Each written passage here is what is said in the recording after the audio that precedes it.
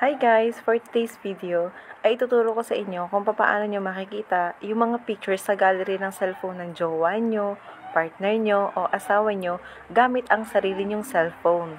At kung gusto mong malaman, manatili ka lamang sa videong ito. At kung bago ka pa lamang dito, i-click mo lang ang follow button sa may katabi ng aking pangalan para updated ka sa mga panibago kong video. Una nyo pong gagawin, kukunin nyo po yung cellphone ng jowa nyo, asawa nyo, o partner nyo. Tapos po, i-click nyo lang po yung photos na application. Paalala po ha, ito po ay cellphone ng jowa nyo, kunyari. Tapos po, i-click nyo naman po yung sharing dito po sa may babang part.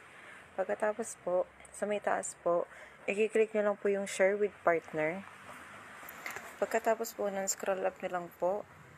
Dapat po dito sa choose starting date all time ang ilalagay nyo. Tapos po dun sa choose photos to share, ilalagay nyo po ay all photos. Pagkatapos po nun, isa-select nyo lang po yung select partner dito sa may baba.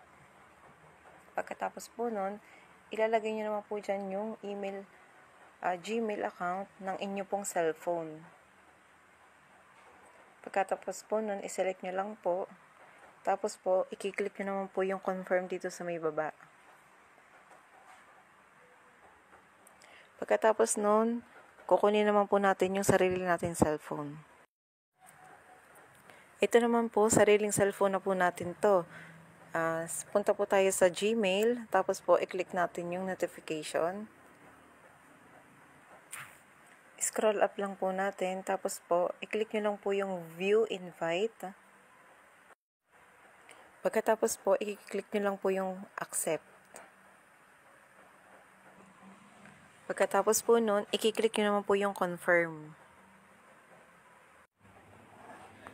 Dito po, pagka kinilik nyo po yung Maria's Photos View All, pag kinilik nyo po yan, makikita nyo po dyan yung mga naging picture ng gallery ng inyong jowa. Yan po. Makikita nyo po lahat. So, ganun lang po kadali guys. Paano nyo naman po to matatanggal or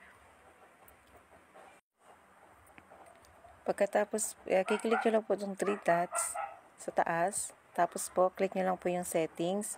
Tapos po dito sa baba may nakalagay na remove partner. Kiklik nyo lang naman po yan. Tapos po, i-click nyo po ulit yung remove. Then, mariremove na po. Ganun lang po kadali. So guys, ganun lang po kadali. Sana po ay makatulong itong video ito sa inyo. At kung nagustuhan nyo po ang video ito, mag-iwan naman po kayo ng like, mag-comment, and pakishare ng video para po makita ng iba nating FB friends. Thank you for watching. God bless po.